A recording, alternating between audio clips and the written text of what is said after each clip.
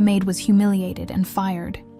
But 20 years later, a young man identical to the millionaire showed up at her humble home. Chicago, 2005. The Mitchell mansion loomed against the steel-gray skyline, its Victorian architecture a stark contrast to the glass and concrete towers that surrounded it. Chloe Freeman stood at the wrought iron gates, her slender fingers clutching a worn letter of recommendation. At 25, she possessed a quiet beauty that seemed out of place amid the harsh winter wind whipping off Lake Michigan. "You gonna stand there all day? Or you coming in?" The security guard's gruff voice broke her reverie. He'd been watching her for 5 minutes. This slip of a woman with haunted eyes who looked too refined to be applying for a housekeeping position. Chloe straightened her second-hand coat. "Sorry. Yes, I'm here to see Mrs. Jenkins about the housekeeping position."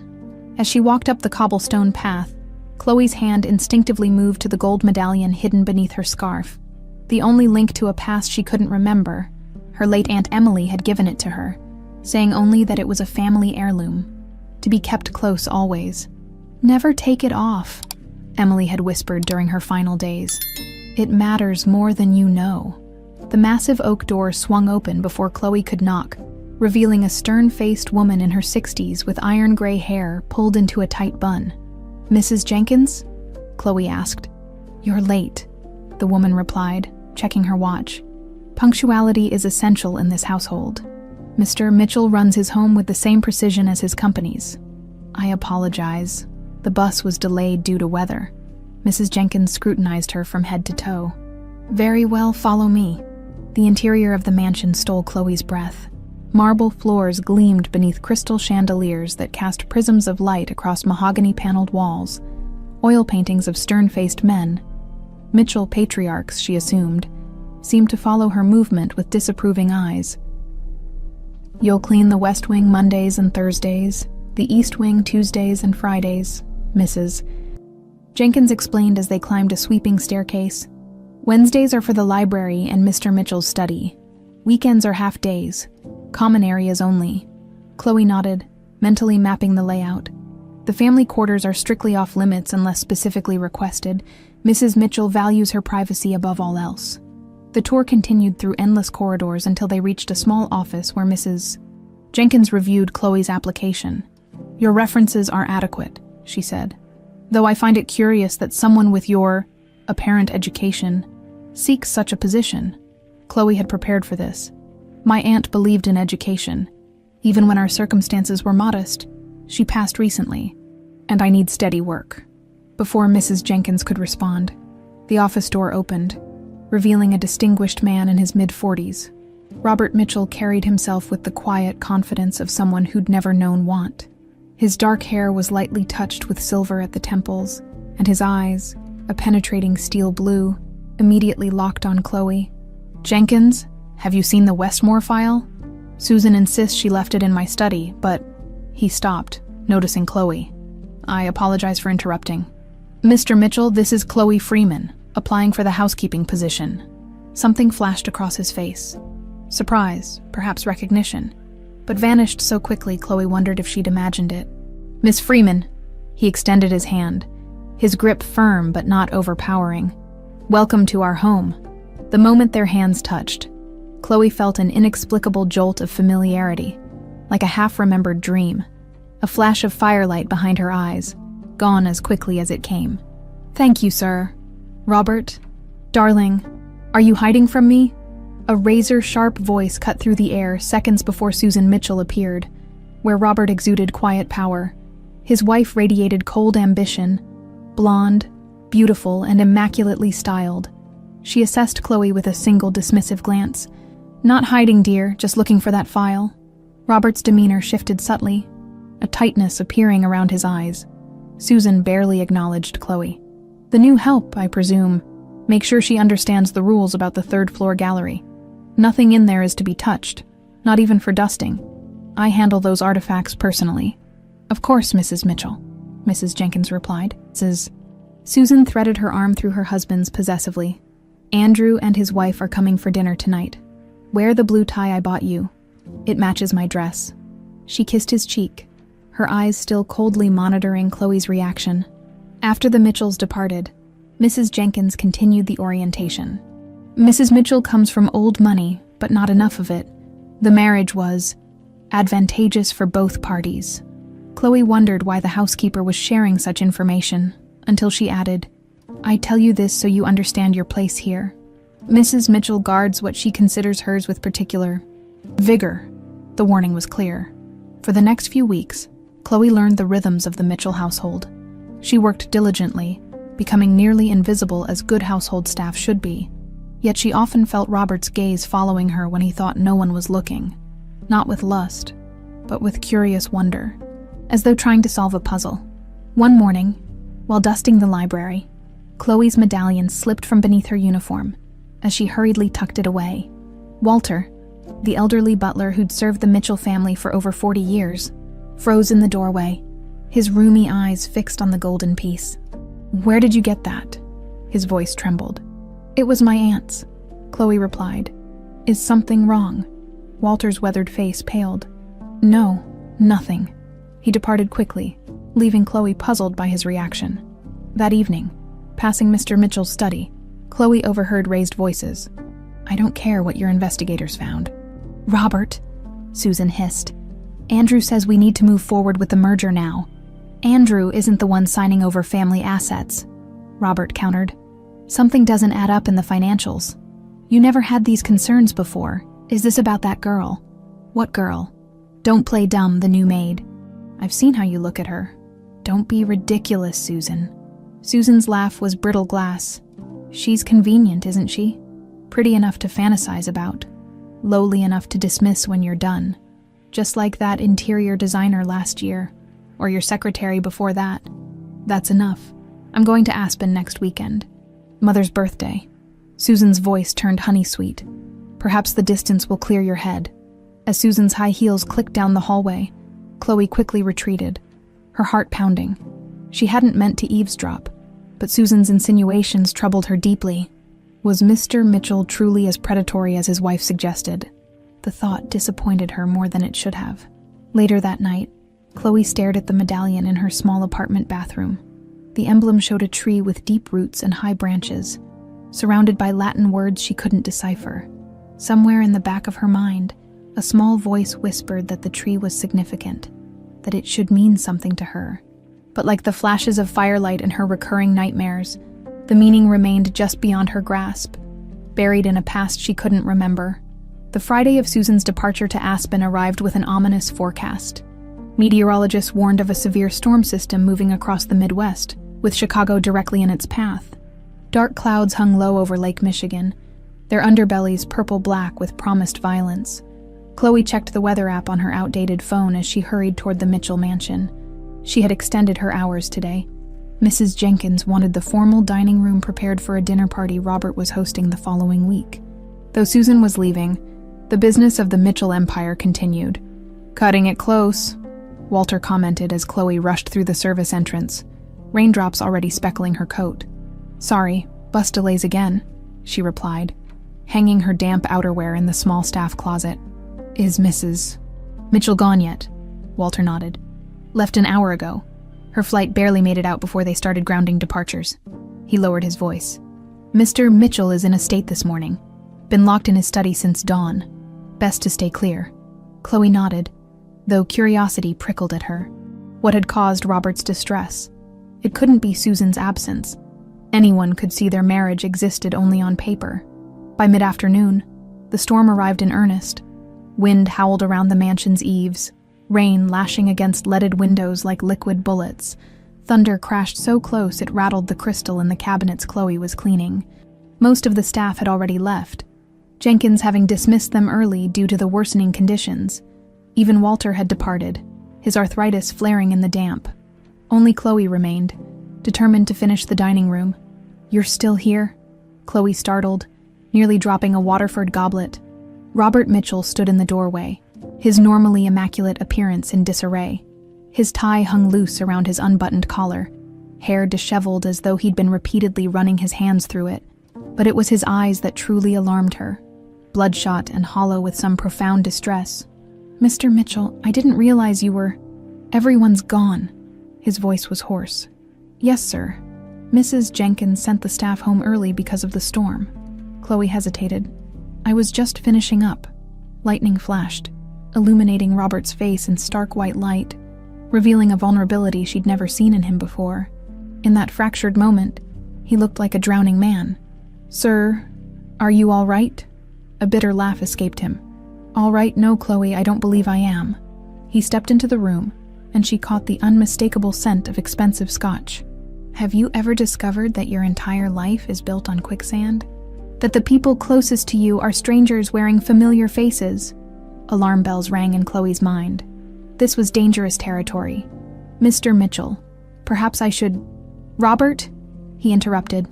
At least grant me the dignity of my first name as my world collapses. He pulled a leather portfolio from under his arm and tossed it onto the table. Documents spilled out. Financial statements, emails, photographs. Despite her better judgment, Chloe glanced at them. A photo showed Susan entwined with a dark-haired man in what appeared to be a hotel room. Other images documented clandestine meetings in restaurants, parking garages, private clubs. 5 years, Robert said, his voice hollow. 5 years she's been sleeping with Andrew, my business partner, my oldest friend. He laughed again, that same shattered sound. And that's not even the worst of it. Chloe knew she should leave immediately.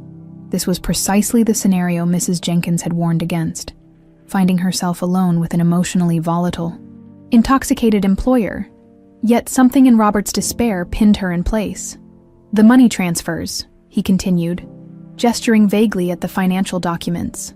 They've been siphoning funds from the company for years, setting up shell corporations, offshore accounts, planning for the day they'd push me out completely. Thunder cracked directly overhead. The mansion's lights flickered, then died, plunging them into a gray half-light, broken only by lightning flashes. Perfect, Robert muttered. Even the elements conspire against me tonight. I should find some candles, Chloe said, grateful for a reason to leave. This conversation had veered far beyond appropriate boundaries. Don't bother, Robert said, pulling out his phone and activating its flashlight. The backup generator should kick in shortly. He looked up at her, truly seeing her for perhaps the first time. You don't have to stay, Chloe. I shouldn't be burdening you with this. She should leave. She knew it. But a strange, inexplicable pull kept her rooted to the spot. It's pouring outside, sir. I can wait until the worst passes. As if in answer, a violent gust rattled the windows, rain streaming down the glass in undulating sheets. Join me for a drink, he asked, so unexpectedly that Chloe blinked in surprise. I promise I'm not making some tawdry pass. I just can't bear to be alone right now. Every logical part of her brain screamed to refuse, yet some deeper instinct, the same one that sometimes woke her gasping from dreams of fire and faceless figures, drew her forward. One drink, she agreed cautiously. Agreed. They relocated to his study, where embers still glowed in the fireplace. Robert rekindled the flames, casting the room in warm, flickering light. He poured 2 glasses of amber liquid, handing one to Chloe. To disillusionment, he toasted grimly. The scotch burned Chloe's throat, warming her from within. Outside, the storm raged on, but in the firelit study, a strange intimacy grew between employer and employee. Robert spoke of his early idealism in business, his gradual realization that Susan had married him for his family's wealth and connections. Chloe shared carefully edited stories of her life with her aunt, their struggle after her parents' death, her dreams of someday returning to college.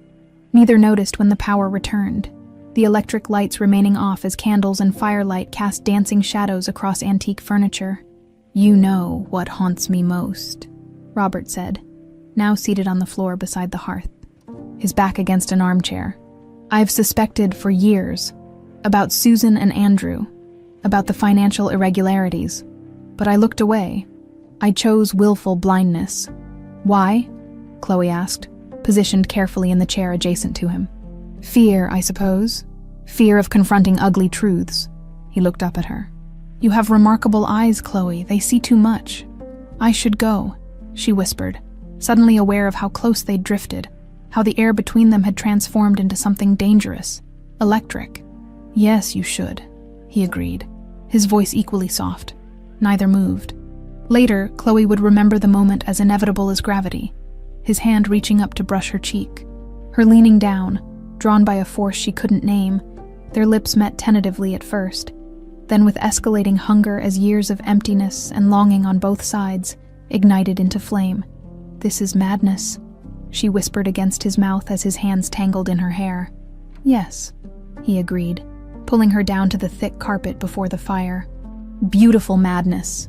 Outside, the storm reached its apex, a perfect mirror to the tempest breaking loose within the mansion's walls. In a room across the city, Susan Mitchell's phone rang unanswered as she lay entwined with Andrew Clark, their own betrayal reaching new depths as they finalized plans for Robert's gradual, untraceable poisoning, scheduled to begin upon her return, but for this stolen, impossible night, as wind and rain beat against ancient stone and glass, Chloe and Robert remained locked in their fleeting paradise, unaware that their actions would set in motion a chain of events that would ultimately expose 40 years of buried crimes and secrets. Morning light crept through the study blinds, painting stripes across Chloe's face. She woke with a start, momentarily disoriented by the unfamiliar surroundings. The events of the previous night crashed over her in waves. The storm, Robert's confession, their passionate encounter by the fireplace. Now, in the harsh clarity of dawn, the magnitude of her mistake settled like lead in her stomach. Robert was nowhere to be seen. A cashmere throw had been draped over her while she slept, and her clothes, hastily discarded hours before, had been neatly folded on a nearby chair. The considerate gesture somehow made everything worse. "What have I done?" she whispered, quickly dressing. 25 years of careful living, of maintaining dignity despite hardship, and she'd thrown it all away for one reckless night with a married man. Her employer, no less. Chloe checked her reflection in a decorative mirror, trying to erase any evidence of her transgression. She looked different somehow, as though the night had marked her in ways invisible to the eye but apparent to anyone who might look closely. Voices drifted from the hallway. She froze, recognizing Robert's deep timbre and Walter's more weathered tones. They were just outside the door. "Should be back by this evening." "Sir?" Walter was saying. "Mrs. Mitchell called to confirm her flight." "Thank you, Walter. I'll be in meetings all day. Please have the car ready at 8. "Very good, sir. And shall I inform Miss Freeman she's needed today? The storm left quite a mess in the conservatory." A pause. "No, give her the day off. If Jenkins can handle it." Footsteps retreated down the hallway. Chloe waited until silence returned before slipping out through the study's secondary door, which led to a seldom-used corridor. She navigated the mansion by memory, avoiding the main areas where staff might be working, and escaped through a side entrance.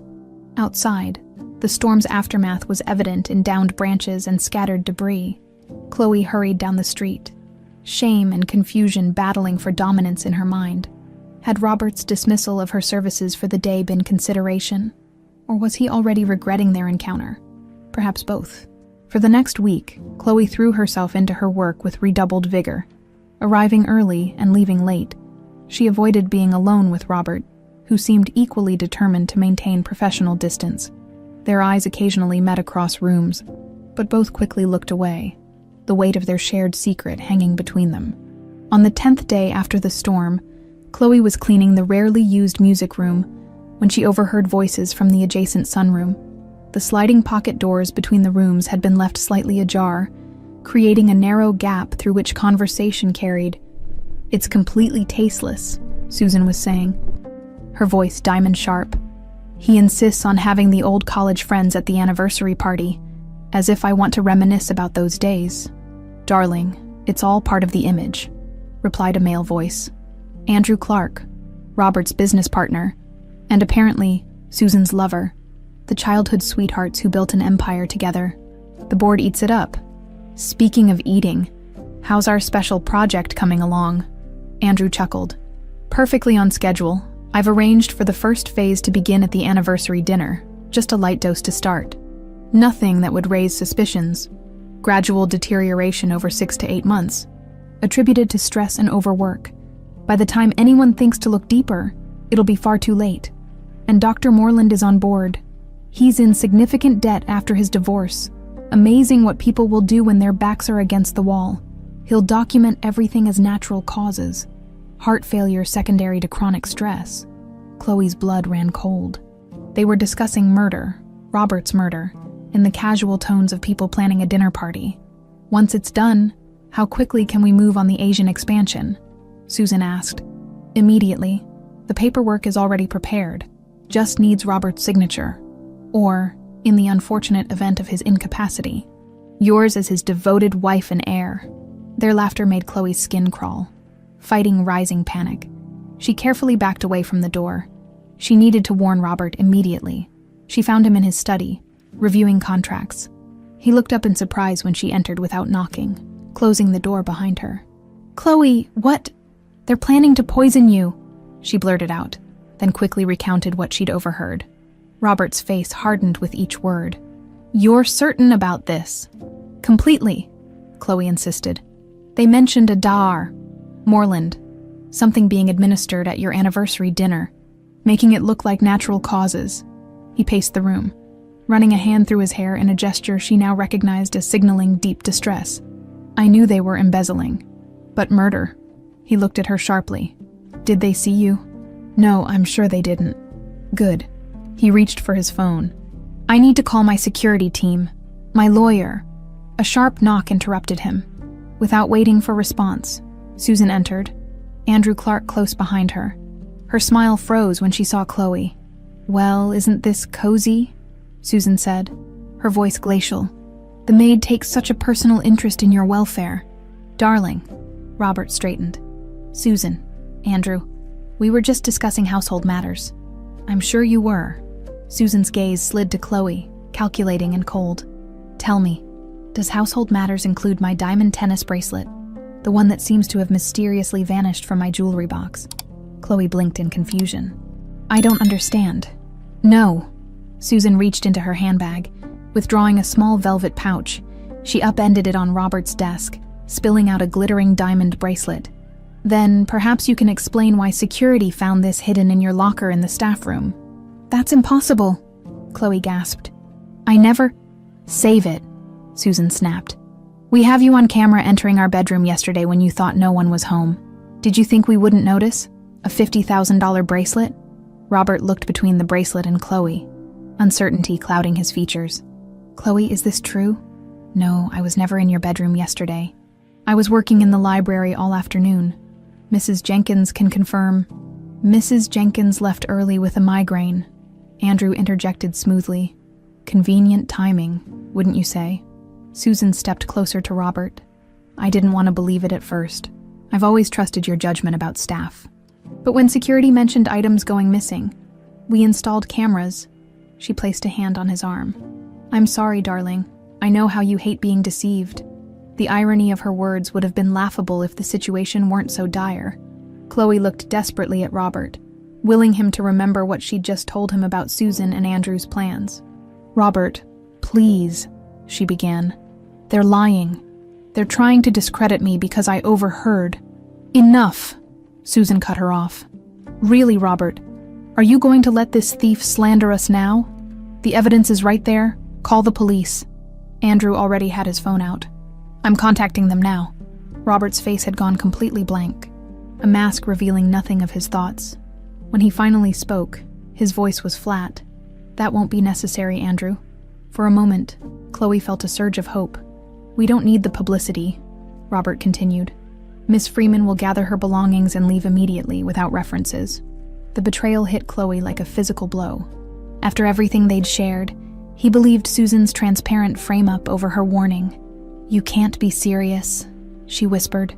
"Robert, they're planning to kill you. This is just to silence me." Susan laughed, a tinkling sound utterly devoid of warmth. "Oh my, murder accusations now, how melodramatic. Perhaps we should call the police after all." Robert wouldn't meet Chloe's eyes. "Just go, Chloe. Consider it a courtesy that I'm not pressing charges." Tears burned behind her eyes, but Chloe refused to let them fall. The medallion around her neck suddenly felt heavy, as though the weight of some unnamed destiny had settled on her shoulders. "You'll regret this," she said quietly. "Not because of me, but because you chose willful blindness yet again." As Chloe was escorted from the mansion by security, Susan's cold smile of triumph was the last thing she saw. On the street, with nothing but her purse and damaged pride, Chloe made a silent vow. Chicago had taken everything from her. Twice now, it seemed, she would never return. What she didn't know yet was that she carried with her something that would forever bind her to the man who had just betrayed her. A child, conceived on that storm-swept night, who would one day help uncover 40 years of buried secrets and lies. 20 years later, the small Fairfield diner bustled with the usual Friday morning crowd. Chloe wiped down the counter, her movements efficient after years of practice. At 45, she retained the quiet beauty that had once caught Robert Mitchell's eye, though life had etched fine lines around her eyes and threaded silver through her dark hair. "More coffee, Miss Freeman." Old Mr. Garvey held out his mug, his roomy eyes twinkling with the same appreciation he'd shown since she started working there 19 years ago. "Coming right up." Chloe smiled, filling his cup. "How's that granddaughter of yours doing at college?" "Top of her class." "Just like your Ethan." Pride warmed Chloe's chest at the mention of her son. Ethan Freeman, 20 years old, brilliant, and the spitting image of his father, a father who had no idea he existed. Her shift ended at noon, giving her just enough time to change before her second job as a receptionist at Fairfield Medical Associates. On Saturdays and Sundays, she cleaned houses for extra income. 3 jobs for nearly 2 decades. Whatever it took to give Ethan every opportunity she'd been denied. The pregnancy had blindsided her. 2 months after fleeing Chicago, nauseated and exhausted in her tiny rented room, Chloe had stared at the positive test in disbelief. Her first instinct had been to contact Robert, but pride held her back. He had chosen Susan and her lies. Let him live with the consequences. Fairfield became her refuge, small enough to disappear in, far enough from Chicago to feel safe. She'd given birth to Ethan alone, worked through her maternity leave, and raised him on bedtime stories and weekend science experiments instead of luxuries. "Mom?" Ethan's voice pulled her from her memories as he slid onto a counter stool. His eyes, so like Robert's it sometimes hurt to look at them, sparkled with barely contained excitement. "Shouldn't you be in class?" Chloe asked, automatically pouring him a glass of water. "Cancelled. Professor Collins has the flu." He pulled an envelope from his backpack, hands trembling slightly. "It came?" Chloe recognized the University of Chicago letterhead immediately. Her throat tightened. "Have you opened it?" "Wanted to wait for you." The diner seemed to fall silent as Ethan carefully opened the envelope. His eyes scanned the letter, then lifted to meet hers. "Full scholarship," he whispered. "Business administration. Full ride, Mom. I got in." Joy and terror collided in Chloe's chest. University of Chicago, just blocks from the Mitchell Empire headquarters, the city she'd sworn never to return to. "I'm so proud of you," she managed, reaching across the counter to squeeze his hand. She'd worry about Chicago later. This was Ethan's moment. That evening, as Ethan celebrated with friends from the community college, where he'd completed his associate's degree with perfect grades, Chloe opened the small wooden box she kept hidden at the back of her closet. Inside lay the gold medallion she hadn't worn since leaving Chicago, alongside a newspaper clipping showing Robert at some charity gala, his face older, but still handsome. She'd cut it from a discarded Chicago Tribune years ago. A momentary weakness she'd never confessed to anyone. "You did well without him," she told herself, closing the box firmly. "Ethan will do even better." Across the state, in the Mitchell mansion, Nathan Mitchell slumped in a chair beside his father's hospital bed. At 19, he was the mirror image of his half-brother. Same steel blue eyes, same strong jaw, same intelligent gaze. But where Ethan's eyes held warmth and optimism, Nathan's reflected the cold privilege of his upbringing. Robert Mitchell, once powerful and commanding, had withered to a shadow. For years, mysterious symptoms had plagued him. Tremors, fatigue, unexplained pain. Specialists scratched their heads while Dr. Moreland, the family physician, attributed it all to stress and overwork. Only recently had an independent toxicologist identified heavy metal poisoning, too late to reverse the damage completely. "The board meeting went well," Nathan said, more to fill the silence than because his father showed any interest. "Mother handled everything just like you would have. Susan Mitchell entered. Impeccable as always in designer mourning clothes, preparation for a widowhood that seemed imminent. "Nathan, darling, let your father rest. The doctors say excitement isn't good for his heart." Nathan noticed how his mother avoided touching his father, how she spoke about him as though he weren't present. The distance between his parents had always been vast, but lately, Susan seemed almost eager for Robert's decline. After she left, Nathan leaned closer to his father. "Dad, there's something I need to ask you." Robert's eyes, clouded with pain medication, focused with effort. "That night last week, when you were delirious, you kept mentioning someone named Chloe." Nathan hesitated. "Who is she?" Something flickered in Robert's gaze.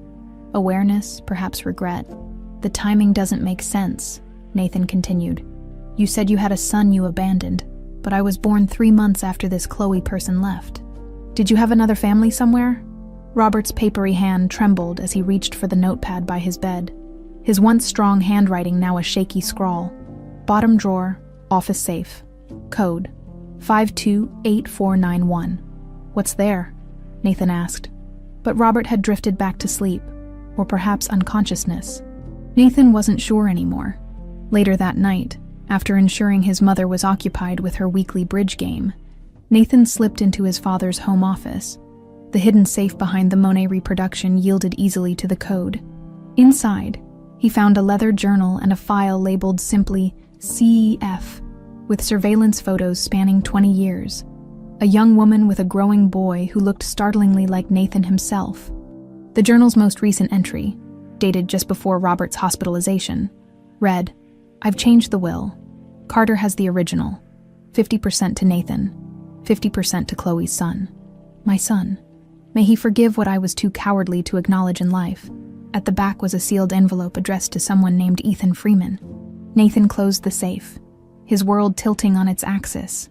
Somewhere out there, he had a brother, a twin by all appearances, and his mother almost certainly had no idea. Or if she did, a chilling thought struck him. If his mother had been slowly poisoning his father, as he'd begun to suspect, what would she do to protect her claim to the Mitchell fortune from a previously unknown heir? The answer came 3 months later, when Robert Mitchell died quietly in his sleep, officially from heart failure.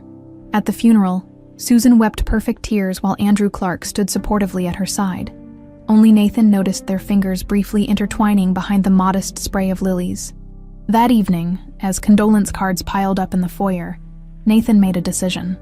The private investigator his father had used was still on retainer. It was time to find Chloe Freeman and the brother he never knew he had, before Susan discovered the changed will and the threat to her ambitions. What Nathan couldn't know was that at that exact moment, Ethan Freeman was packing his belongings in Fairfield, preparing for his journey to the University of Chicago. Unwittingly headed straight into the heart of a decades-old web of lies, murder, and stolen legacies. The Illinois countryside blurred past as Ethan Freeman gazed out the bus window. His worn backpack contained everything he deemed essential for university life: clothes, laptop, and the dog-eared copy of The Innovator's Dilemma his mother had saved up to buy him for his 18th birthday. The rest would follow once he settled into student housing. "Next stop, Chicago," the driver announced. Ethan's stomach tightened with anticipation. Despite growing up in Fairfield, Chicago had always loomed large in his imagination, a place of opportunity, and, mysteriously, a city his mother refused to discuss. Whenever he'd asked why they never visited, Chloe changed the subject or offered vague explanations about preferring small-town life. He checked his phone, finding a new text from her. "Call when you arrive. Love you." Simple words that carried the weight of her worry. This was the farthest they'd ever been apart. Meanwhile, in Fairfield, Chloe paced her small living room. The house felt eerily quiet without Ethan. For 20 years, her life had revolved around him, his needs, his education, his future. Now, she faced a strange new reality. Solitude. A knock at the door startled her. Visitors were rare, especially on a Sunday morning, when she opened the door. The young man standing on her porch nearly stopped her heart. For one disorienting moment, she thought Ethan had returned, but subtle differences quickly registered. Slightly more expensive clothes, a different haircut, a certain confidence in his posture that came from privilege rather than hard work. "Chloe Freeman?" he asked, his voice so familiar yet belonging to a stranger. "Yes," she managed, gripping the doorframe for support. "Who are you?" "Nathan Mitchell." He watched her face carefully, noting how she paled at his surname. "May I come in? It's about my father and your son." The world seemed to tilt beneath Chloe's feet. 20 years of carefully constructed security crumbled in an instant. "I don't know what you're talking about," she said automatically, but her voice lacked conviction. Nathan's blue eyes, Robert's eyes, Ethan's eyes, held hers steadily. "I think you do. My father died 3 months ago, before he did. He left something for your son, for my brother." Brother. The word hung in the air between them, undeniable and life-altering. Reluctantly, Chloe stepped aside, allowing Nathan into her modest home. On the mantel, Ethan's high school graduation photo seemed to watch them accusingly. "He looks exactly like me," Nathan said quietly, staring at the photograph. "Why are you here?" Chloe asked, ignoring the observation. After 20 years of silence, why now? Nathan sat on the edge of her sofa, looking suddenly very young despite his expensive watch and tailored clothes. "Because my father is dead, and I believe my mother killed him." The blunt statement hit Chloe like a physical blow. Robert, dead. She had imagined this moment differently, perhaps a chance meeting years from now, when the old wounds had fully scarred over. Never this. Learning of his death from the son he'd acknowledged while their shared blood remained hidden. "I'm sorry for your loss," she said stiffly. "Are you?" Nathan challenged. "After what he did to you? You don't know what happened between us." "I know enough." Nathan withdrew the leather journal from his messenger bag. "He kept track of you both. Hired an investigator he knew about Ethan." Fury flashed through Chloe. "He knew all these years. He knew he had a son struggling to afford school supplies and decent clothes. And he did nothing." "Not nothing," Nathan corrected. "He set up a trust account in Ethan's name, and just before he died, he changed his will. Half his personal fortune goes to Ethan." Chloe sank into a chair, stunned. "That's impossible." "It's true. That's why I'm here. The lawyer can't execute the will until Ethan is notified. But my mother doesn't know about the changes yet when she finds out." He trailed off. "Implications clear. Susan would never allow it," Chloe whispered, memories of the woman's cold calculation flooding back. "Exactly. Where is Ethan now?" "He left this morning, University of Chicago, full scholarship." Pride momentarily overtook Chloe's shock. Nathan nodded appreciatively. "Smart. Like me? Must be in the genes." His attempt at levity fell flat. "But Chicago isn't safe. Not if my mother discovers who he is. She and Andrew Clark have been systematically poisoning my father for years. I found evidence in his medical records. If they'll kill to protect their control of Mitchell Enterprises." Chloe's phone rang.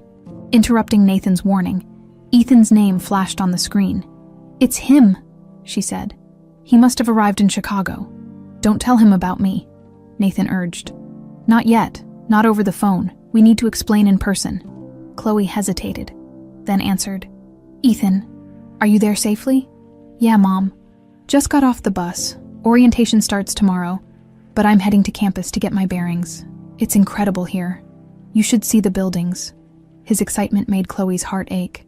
"That's wonderful, honey. Listen, something's come up. I might visit sooner than we planned." "Really? That's great. Is everything okay?" "Everything's fine," she lied. Nathan's presence a looming contradiction. "Just miss you already. Text me when you're settled in the dorm, okay?" After they disconnected, Chloe turned to Nathan. "I need to see him in person today." "I'll drive you," Nathan offered immediately. "My car's outside." The sleek black Audi in her driveway represented everything that separated Ethan's life from his half-brother's. As they prepared to leave, Chloe hesitated at the threshold. "I need to get something first." She retrieved the wooden box from her closet, removing the medallion and placing it around her neck for the first time in 20 years. Its weight felt both familiar and foreign against her skin. Nathan's eyes widened at the sight of it. "That emblem, where did you get that?" "It was my aunt's," Chloe replied automatically. The same answer she'd given Robert decades ago. "Why?" "It's just, I've seen it before in my father's study. An old painting with the same symbol. He shook his head. Probably nothing. The drive to Chicago passed in tense silence, Chloe watching the familiar landscape appear with growing dread. She'd sworn never to return, yet here she was, drawn back by the same bloodline that had caused her to flee as they approached the outskirts of the city. Nathan's phone rang. He checked the caller ID and frowned. "It's the university hospital," he said, connecting the call. "Hello? Yes, this is Nathan Mitchell." Chloe watched his face drain of color. "When? How bad?" "Yes, I understand. I'll be right there." He ended the call, hands tightening on the steering wheel. "There's been an accident. A student was hit by a car near campus. He had no ID, but his phone kept ringing. Someone named Mom calling repeatedly. Terror gripped Chloe. She fumbled for her phone, calling Ethan again. The call went straight to voicemail. "It might not be him," Nathan said, but his voice lacked conviction. "But we need to get to the hospital now." As they sped toward the University Medical Center, neither voiced what both were thinking, that the timing was too perfect to be coincidence. If Susan Mitchell had discovered Robert's changed will, she wouldn't hesitate to eliminate the threat, even if that threat was an innocent 20-year-old who didn't yet know his own origins. The emergency room was chaos. Doctors rushing, families waiting anxiously, the sharp antiseptic smell mingling with fear and pain. Chloe approached the reception desk, heart hammering. "My son," she managed. "Ethan Freeman. I was told he might be here." The nurse checked her computer. "Yes, he was brought in about an hour ago. The doctor will be out shortly to speak with you." Chloe swayed on her feet, Nathan's hand steadying her elbow. How is he?" Before the nurse could answer, double doors swung open, and a doctor in surgical scrubs approached. "Mrs. Freeman, I'm Dr. Reeves. Your son is stable but unconscious. He suffered a concussion and several broken ribs when the vehicle struck him." "Can I see him?" Chloe asked. "Briefly. He's being prepped for a CT scan to check for internal bleeding." As the doctor led them toward the trauma unit, Nathan hung back slightly, uncertain of his place in this unfolding drama. Then, catching a glimpse through the window of the patient room, he froze. There, lying pale and still on the hospital bed, was his mirror image, the brother he'd never known, whose very existence now placed him in the crosshairs of a deadly conspiracy. "Oh my God," he whispered. "It's really him." The hospital room clock ticked relentlessly as Chloe sat beside Ethan's bed, her fingers lightly wrapped around his bruised hand. 16 hours had passed since the accident, and though his condition had stabilized, he remained unconscious.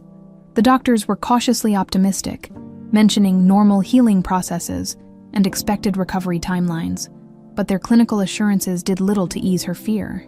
Nathan paced by the window, his reflection ghosting across the glass with each turn. In just one day, his entire understanding of family had been upended. The brother he never knew lay broken in a hospital bed, and the mother he'd always known might be responsible. "The driver never stopped," he said, breaking the silence. "No witnesses, no traffic cameras in that particular spot. Convenient, wouldn't you say?" Chloe didn't respond, her focus entirely on Ethan's breathing. "Mom," Nathan tried again, the word awkward on his tongue. "We need to talk about what happens next." This got her attention. "I'm not your mother, Nathan." The coldness in her voice made him flinch. "Biologically, no, but you're more a mother to me than Susan ever was." He moved closer to the bed. "Look at him. Look at me.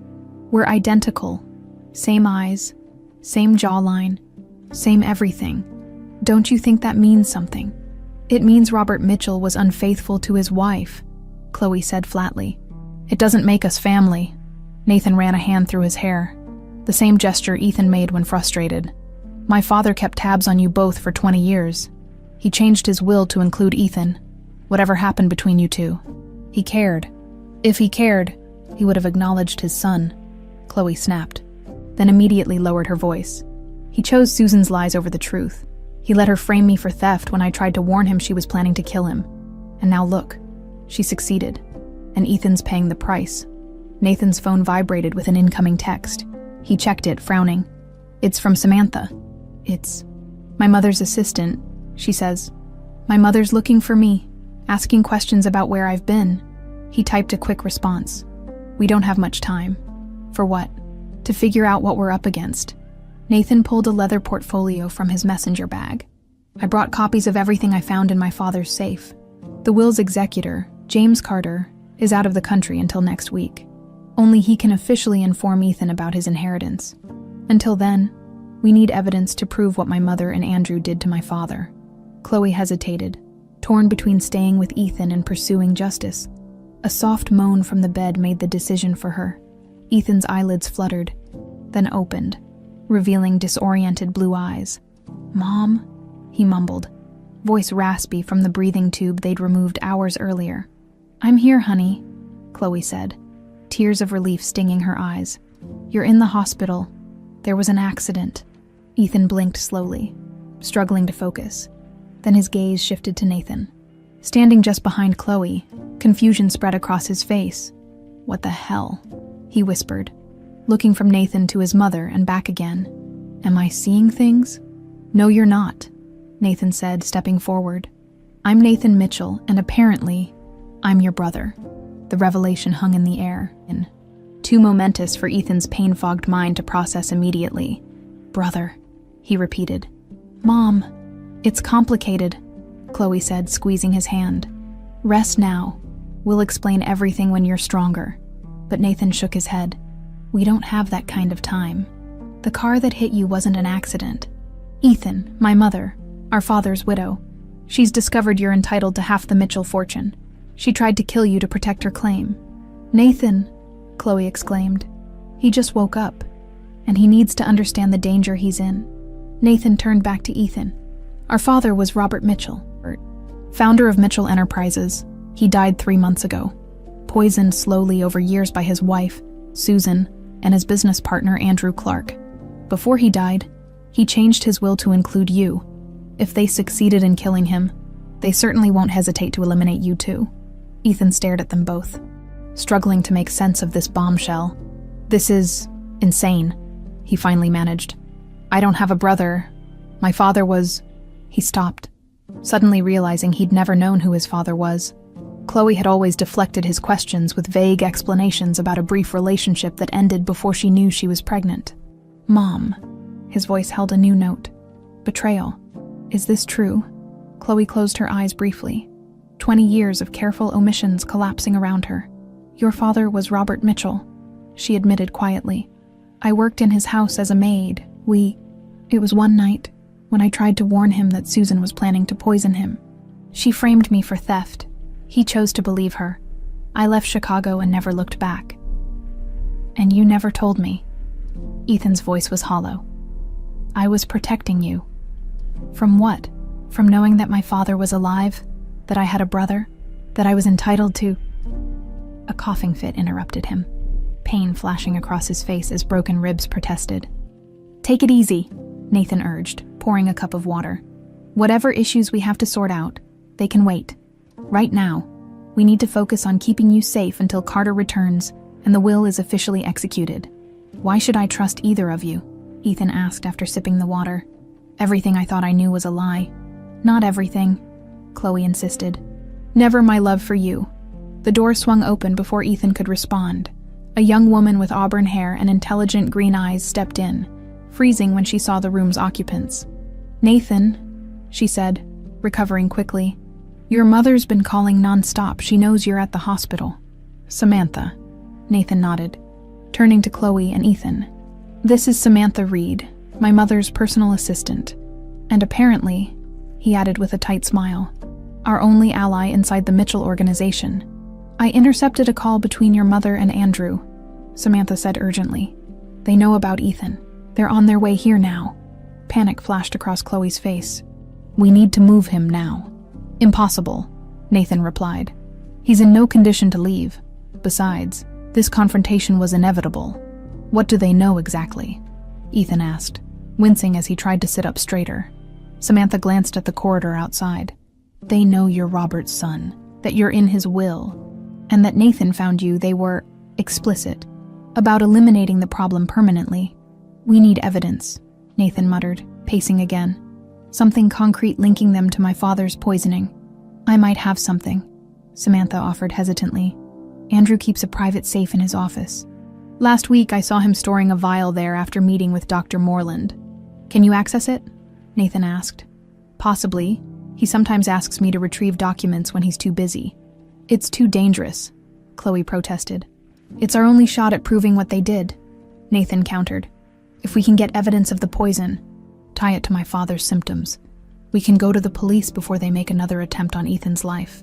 A tense silence filled the room as Ethan studied the faces around him. His mother, drawn with worry, his newfound brother, determined and focused, and Samantha, clearly terrified but resolute. Do it, Ethan finally said. But not you, Samantha. They'll suspect you immediately if anything goes missing. Nathan should go. They'd expect him to be at the office, dealing with his grief by throwing himself into work. Nathan nodded slowly. That could work. I know the building better than anyone. But what about you? You're still vulnerable here. I'll stay with him, Chloe said firmly. Not alone, Samantha interjected. I'll call hospital security. Tell them we've received threats against the patient. They'll post someone at the door. It's settled then, Nathan said, gathering his things. I'll head to the office, find that vial, and be back before dark. Samantha, text me if you hear anything else. As Nathan turned to leave, Ethan called out, Wait. With effort, he pulled himself up slightly. Be careful, brother. The word hung between them, tentative but undeniable. Nathan nodded, a strange mix of emotions crossing his face. You too, my brother. After Nathan left, Chloe carefully adjusted Ethan's pillows, her movements tender despite the tension between them. When you're stronger, I'll tell you everything, she promised quietly. Every detail. No more secrets. Ethan looked at her, 20 years of questions in his eyes. You should have told me who my father was. I know, she admitted, the medallion around her neck catching the light as she leaned forward. But there's more to this story than you can imagine. More than even I understood until recently, outside the hospital. Nathan Mitchell slid into his Audi, unaware that a black sedan with tinted windows was already following his every move, and that his mother's web of deception stretched far deeper than anyone suspected, all the way back to a fire that had claimed the lives of the Grant family 40 years before. The Mitchell Enterprises headquarters dominated Chicago's skyline, 68 stories of gleaming glass and steel, a monument to Robert Mitchell's business acumen. Nathan had practically grown up in this building, trailing after his father through polished corridors while Susan attended charity luncheons and society functions. Now, as he strode through the executive floor, he saw the familiar space with new eyes. How many of these smiling employees had suspected his father was being slowly murdered? How many had kept silent out of fear or self-interest? Mr. Mitchell. His father's secretary rose from her desk, surprise evident in her expression. We weren't expecting you today. My deepest condolences. Again, thank you, Diane. Nathan forced a smile. Just needed to retrieve some personal items from my father's office. Of course, she hesitated. Your mother is in a meeting with the board. Should I let her know you're here? No need to disturb her. Nathan maintained his casual tone while inwardly calculating how much time he had. Board meetings typically ran 2 hours. I'll be quick. Robert Mitchell's corner office remained untouched since his death. A pristine shrine to corporate success, diplomas and awards lined the walls, interspersed with photographs of Robert shaking hands with presidents and prime ministers. None showed him smiling with his family. Nathan closed the door and moved swiftly to his father's desk. The first drawer yielded nothing but standard office supplies. The second contained financial reports Nathan had already reviewed. In the third, he found a small brass key he didn't recognize. A noise in the outer office froze him mid-search. Voices approached, one unmistakably his mother's sharp, commanding tone. The board meeting must have ended early. Completely unacceptable, Susan was saying. I want those transfer documents ready by morning, Andrew. Robert's sentiment has no place in business decisions. Nathan frantically scanned the room for an exit or hiding place. The private bathroom seemed his only option, but before he could move, the office door swung open. Susan Mitchell stopped abruptly, Andrew Clark nearly colliding with her from behind. Her surprise quickly morphed into suspicion. Nathan, what are you doing here? Her voice carried the Arctic chill he'd grown accustomed to over the years. Just collecting some of Dad's things. He pocketed the small key, hoping she hadn't noticed. Mementos. Susan's eyes narrowed. How touching. especially given your recent preoccupations. Tell me, how is your new friend, the one in the hospital? Nathan kept his expression neutral despite the threat lacing her words. I'm sure I don't know what you mean. Don't play games, Nathan, Andrew interjected, closing the office door. We know about the boy, and about Robert's little amendment to his will. You've been busy, Nathan acknowledged, abandoning pretense. First poisoning my father, now attempting to murder my brother. Mother of the Year material? Truly, Susan didn't flinch at the accusation. Instead, she smiled. The same smile Nathan had seen countless times at charity galas and press conferences, revealing nothing while concealing everything. Your father died of heart failure as documented by Dr. Moreland, she said smoothly. As for this person claiming to be Robert's son, well, gold diggers come with the territory in our position. I've simply been protecting our family interests. By running him down with a car, Nathan's hands curled into fists. Accidents happen in big cities. Andrew shrugged. Chicago traffic is notoriously dangerous. You won't get away with this, Nathan said. I have evidence, Susan laughed, the sound like breaking glass. No, you don't. But since we're being honest, let me be clear. Walk away, Nathan. That boy is not your concern. Your place is here, with your family, your legacy. My legacy, Nathan echoed. Built on murder and theft. Built on vision and sacrifice, Susan countered. Your grandfather understood that sentiment is weakness in business. Your father forgot that lesson. Don't make his mistake. What exactly did my grandfather sacrifice? Nathan challenged, a strange suspicion forming. Or rather, who? Something flickered in Susan's eyes. Surprise. Perhaps concern that he knew more than she'd assumed. Before she could respond, her phone rang. She checked the screen, then answered with obvious irritation. This better be important, Samantha. Her expression darkened as she listened. What do you mean? Disappeared? Find him. She disconnected, her mask of control slipping. We need to go now. Problems? Nathan asked innocently. Nothing that concerns you, Andrew replied, placing a proprietary hand on Susan's elbow. Though I suggest you consider your mother's advice. Family fortunes have been destroyed by less than illegitimate claims. After they departed, Nathan expelled a shaky breath. The confrontation had yielded no concrete evidence, but had confirmed his worst suspicions. Susan and Andrew were behind both his father's death and Ethan's accident. He turned his attention back to the mysterious key. It wasn't for any of the office fixtures. Too small, too old. Perhaps the building's antiquated record room in the basement worth checking. But first, he needed to warn Samantha that Susan was looking for her. His text went unanswered, concern mounting. Nathan headed for the elevator, the small brass key burning a hole in his pocket. Back at the hospital, Ethan drifted in and out of consciousness, pain medication blurring the edges of reality. Each time he woke, his mother was there, her worried face a constant amid the shifting fog. During one clearer moment, he found not his mother, but Walter, the elderly butler, seated beside his bed. The old man's rheumy eyes studied him with uncomfortable intensity. You look just like him, Walter murmured. As a young man, of course, before the weight of it all changed him. Who are you? Ethan asked, voice raspy from disuse. Walter Simmons? I served the Mitchell family for over 40 years. The old man leaned forward. But I served another family first, the Grants. The name meant nothing to Ethan. But something shifted in the room's atmosphere, as though long-dormant secrets were stirring to life. Where's my mother? Ethan asked, trying to sit up. Speaking with the doctors. Walter's gnarled hand moved to his pocket, withdrawing a tarnished photograph. I recognized her medallion yesterday. I've only seen one like it before. It belonged to Edward Grant. He held out the faded image, a handsome couple in front of a mansion. The woman holding a small girl about 5 years old. All three wore medallions identical to his mother's. The Grants owned the land where Mitchell Enterprises now stands, Walter continued. Their home, their fortune, everything was taken from them in the fire. Everyone believed young Olivia died with her parents that night. His voice dropped to a whisper. But I always had my doubts. What are you saying? Ethan asked, though a terrible suspicion was forming. I'm saying your mother isn't Chloe Freeman. Her real name is Olivia Grant. the sole heir to the Grant fortune, a fortune stolen by Albert Mitchell and his son Robert through murder and arson. The room seemed to tilt around Ethan. That's impossible. My mother would know who she is. Not if she was only 5 when it happened. Not if the trauma was so great her mind protected her by forgetting. Walter tucked the photograph back into his pocket.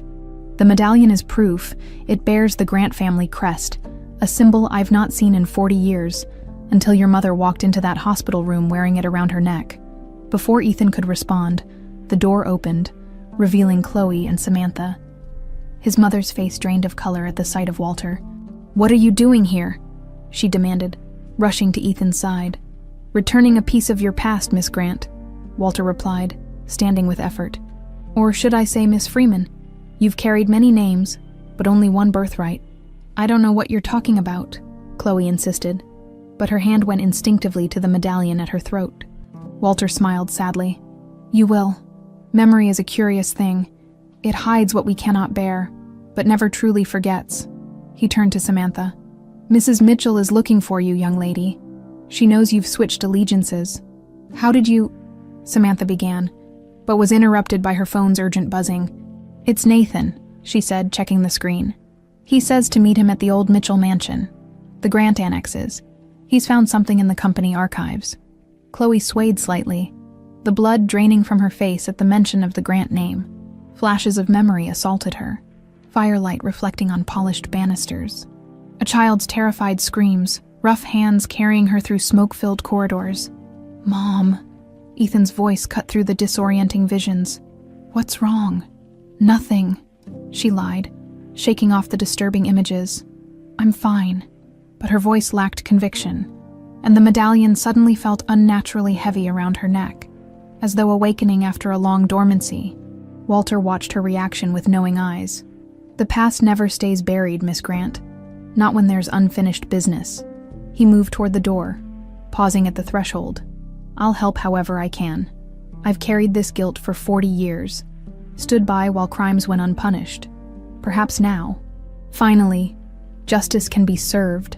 After he departed, Samantha looked between mother and son, confusion evident. What was that about? Who are the Grants?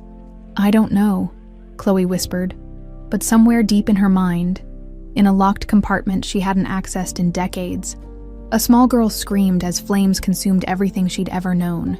The old Mitchell mansion stood in sharp contrast to the modern high-rise that served as the company's current headquarters. Dating back to the 1920s, the stone edifice had once been the crown jewel of Chicago's Gold Coast, before Robert Mitchell Sr. had expanded his empire into downtown proper. Now it served primarily as a storage facility for corporate archives and a seldom-used venue for the occasional board retreat. What few people remembered was that the mansion had not originally belonged to the Mitchells at all. Nathan stood in the cavernous entrance hall, dust motes dancing in the shafts of late-afternoon sunlight that penetrated the stained glass windows. The brass key from his father's desk had indeed opened the records room in the corporate headquarters basement, revealing a set of architectural plans and property deeds that had sent him racing to this forgotten landmark. Footsteps echoed from the marble floor as Samantha entered, her expression tense. "Did anyone follow you?" Nathan asked, scanning the space behind her. "I don't think so. I took 3 different ride shares and walked the last few blocks." She glanced around nervously. "What is this place? The original Mitchell family home? Or so I always believed." Nathan withdrew a yellow document from his messenger bag, but according to these records, it was actually called Grant Manor until 1985, when my grandfather had it legally renamed. Samantha's brow furrowed. "Grant, that's the name Walter mentioned at the hospital." "Exactly. The Grants were one of Chicago's founding families. They owned most of the land where Mitchell Tower now stands." Nathan's voice dropped. "Until they died in a suspicious fire 40 years ago." A new voice joined the conversation. "Not all of them died. They turned to find Walter standing in the doorway, supporting himself with a cane. Behind him, Chloe helped a pale but determined Ethan, who leaned heavily on a hospital-issued walker. "You should be in the hospital," Nathan admonished his brother. "And miss family history night." "Not a chance." Ethan's attempt at humor was undermined by his obvious pain. Chloe's eyes darted around the mansion's entrance hall, her face a mask of unease. "I shouldn't be here," she whispered. "This place, "You've been here before," Walter said gently.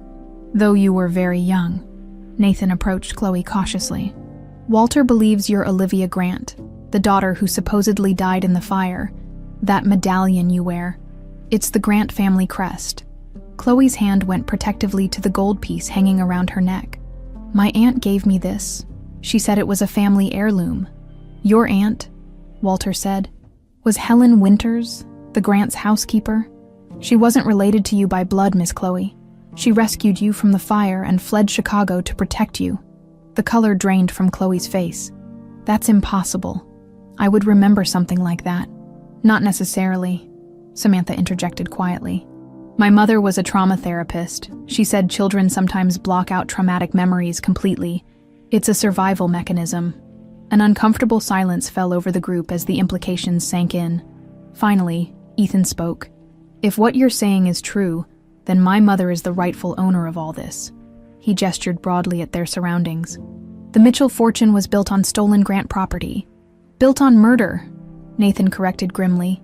"If my grandfather and father deliberately set that fire to acquire the Grant holdings." Chloe shook her head, overwhelmed. "This is insane. I can't be Olivia Grant. I would know who I am.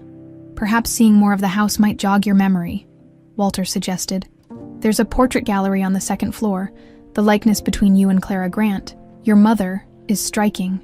As they made their slow procession up the grand staircase, accommodating Ethan's limited mobility, Nathan watched Chloe carefully. Her eyes tracked across the ornate banisters and crown moldings with growing unease. As though seeing ghostly overlays of a past she couldn't quite grasp, the portrait gallery occupied most of the mansion's east wing, a long hall lined with paintings of stern-faced patriarchs and their elegant wives. Halfway down, Walter stopped before a large canvas featuring a couple in their 30s with a small dark-haired girl between them. "Edward and Clara Grant," he said quietly, "with their daughter Olivia, painted just months before the fire." Chloe stared at the portrait, transfixed. The woman in the painting could have been her twin. Same high cheekbones, same slight arch to the eyebrows, same dimple in the left cheek when she smiled. And the child wore a medallion identical to the one around Chloe's neck. "This doesn't prove anything," she whispered, but doubt had crept into her voice. "There's more," Nathan said. "The records I found show that my grandfather acquired the Grant properties through a shell company after the fire. The transaction was completed within days of their deaths, suspiciously fast for legitimate business." Samantha, who had been examining other portraits, called out suddenly, "Nathan, look at this one." They gathered around a smaller painting tucked in a shadowy alcove.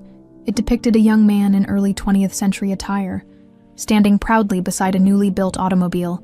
Around his neck hung a medallion identical to Chloe's. "Thomas Grant," Walter explained. "Edward's grandfather. He established the Grant shipping empire during Prohibition. All legitimate business, unlike some of his contemporaries. That's the family motto on the medallion. Veritas incinere resurget. Truth will rise from the ashes," Ethan translated, surprising everyone. At their looks, he shrugged. 4 years of Latin in high school. A strangled sound escaped Chloe's throat. All eyes turned to her as she stumbled backward, hands pressed to her temples. "Mom," Ethan moved to her side, concerned. "The fire," she whispered, eyes wide but seeing something far away. "I remember the fire." The memories crashed over her like a tsunami. The acrid smell of smoke, the terrifying heat, her mother pushing her into Helen's arms, her father's desperate shout cut short by falling timber, and through it all, a man's face visible through the smoke, watching dispassionately as her world burned. "Albert Mitchell," she gasped. "He was there. He watched us burn." Walter nodded grimly. "I suspected as much. I was away that night, visiting my sister. By the time I returned, the mansion was in ashes and you were presumed dead with your parents. Albert claimed to have tried to save them, but was driven back by the flames. He was hailed as a hero for his efforts." "Some hero," Nathan muttered, disgust evident in his voice. "My family's entire fortune is built on murder." A phone chimed, breaking the tense silence.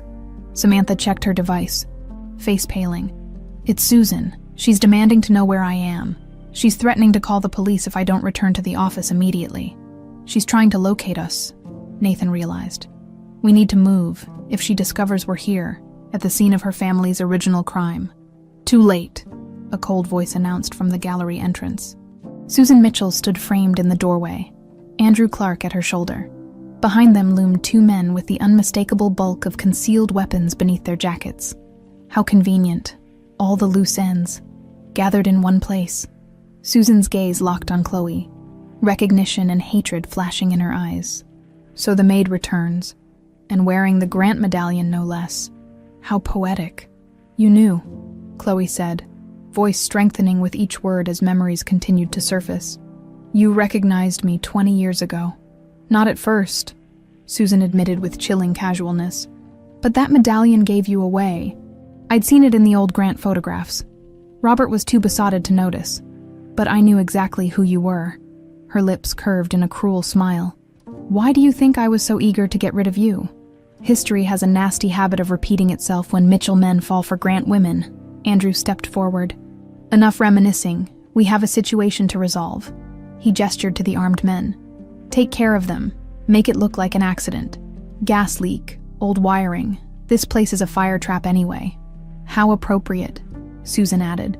Fire claimed the Grants once. It will again.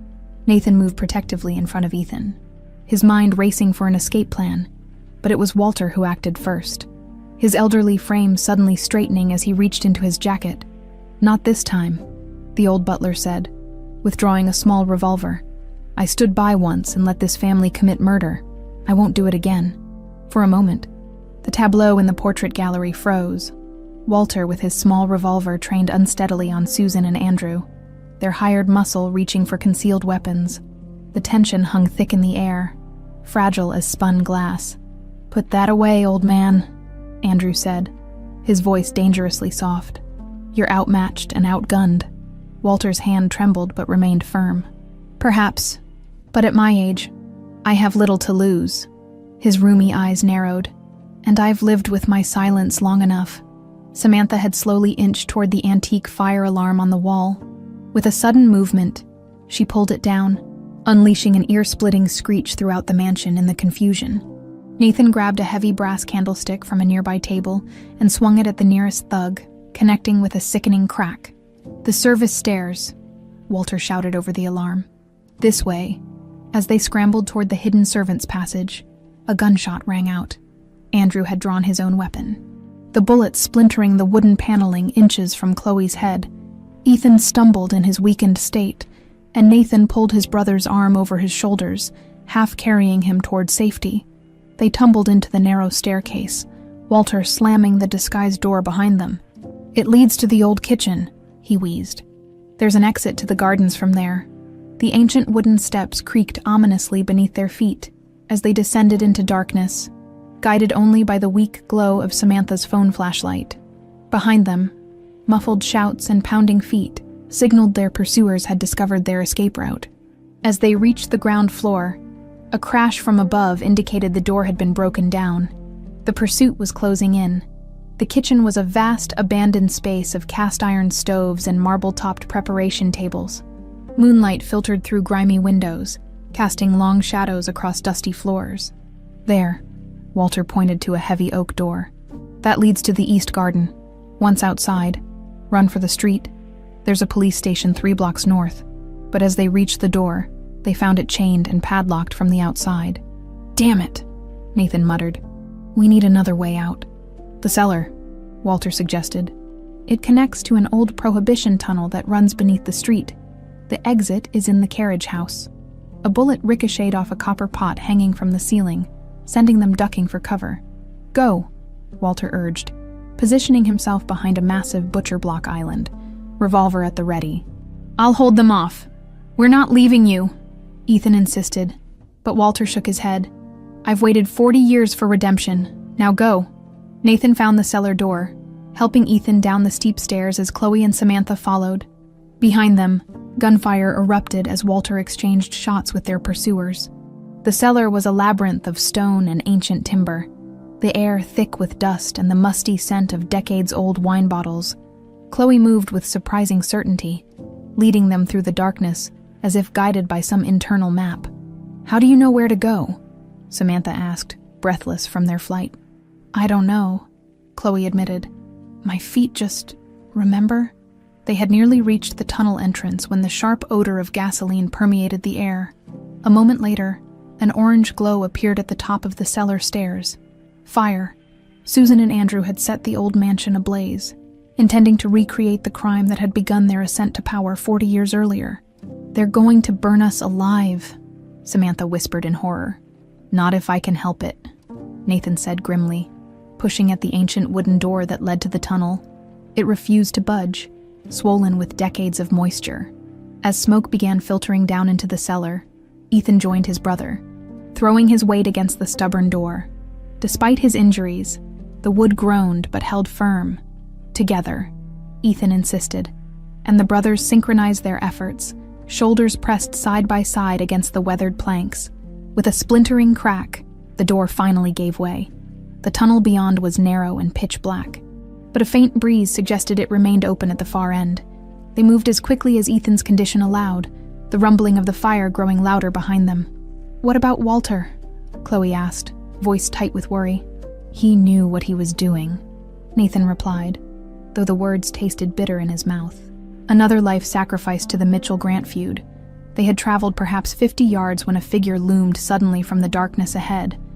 Andrew Clark, face twisted with malice, gun raised. "End of the line," he snarled. "Susan's handling our fire brigade friends. Tragic accident. Old wiring in a historical building. Such a shame about the casualties." Ethan wavered on his feet, still weak from his injuries. "You won't get away with this," Andrew laughed. "We already have. For 40 years, what's a few more bodies?" His gaze locked on Chloe. "History does have a certain symmetry, doesn't it, Olivia Grant? Dying in flames just like her parents." Memory flashed in Chloe's mind. That same dismissive tone, that same contemptuous smile, glimpsed through the smoke 4 decades earlier. "You were there," she said suddenly. "The night of the fire. You helped Albert Mitchell kill my parents." Something flickered in Andrew's eyes. Surprise that she remembered. Perhaps a touch of fear. "I was just getting started in business then. Albert Mitchell offered me an opportunity. All I had to do was ensure no one escaped the East Wing. You murdered my family for a business opportunity." Chloe's voice shook with rage.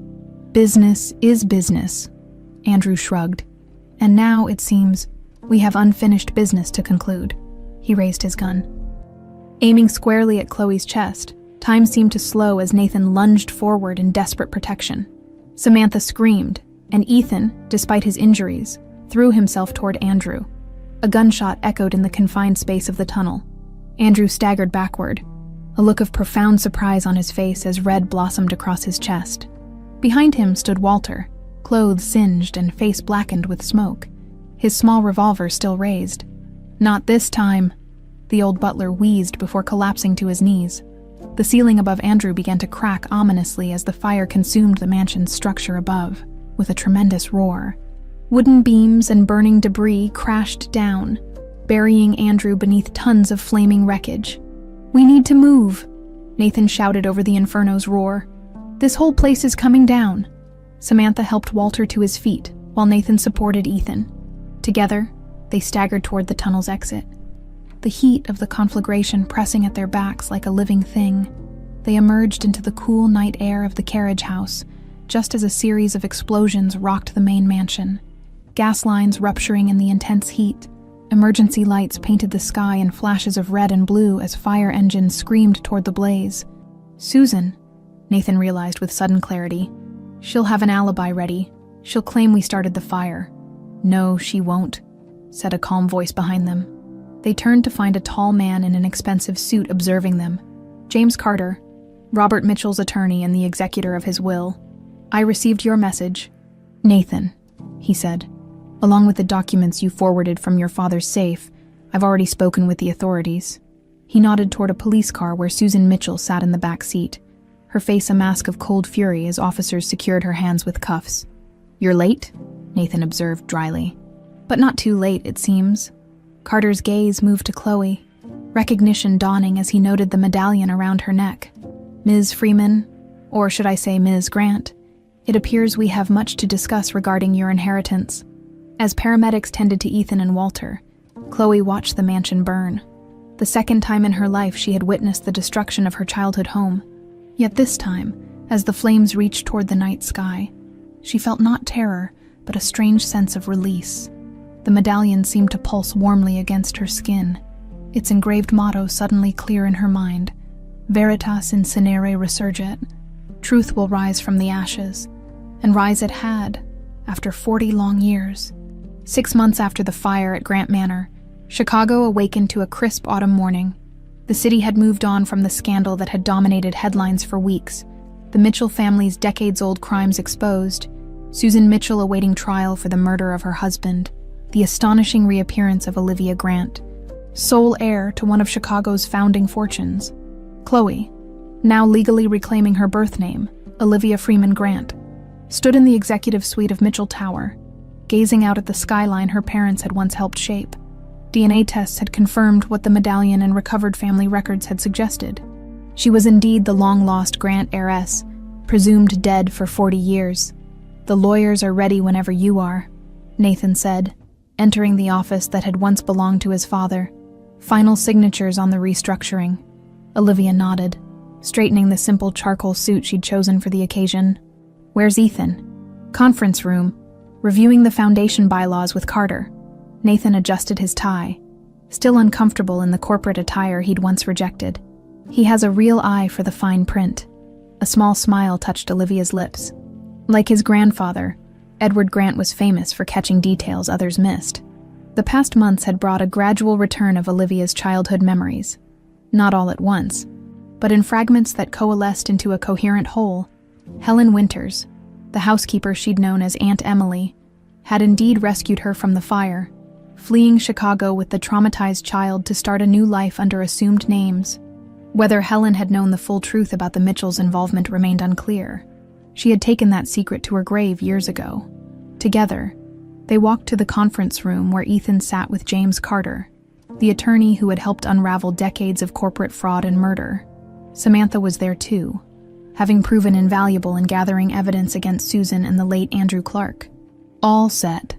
Ethan asked, his physical recovery nearly complete, though a limp remained, perhaps permanently, from the accident Susan had arranged. "As ready as I'll ever be," Olivia replied, taking her seat at the head of the table. Carter slid the documents forward. "With these signatures, Mitchell Enterprises officially becomes Grant Mitchell Holdings. The corporate structure reflects the dual ownership, 50% to Olivia as the Grant heir, 25% each to Nathan and Ethan as Robert Mitchell's sons." Olivia's pen hovered over the signature line. "And the compensation fund, fully funded at $200 million, Carter confirmed. "Available to any employees or their families who suffered under the previous management's unethical practices."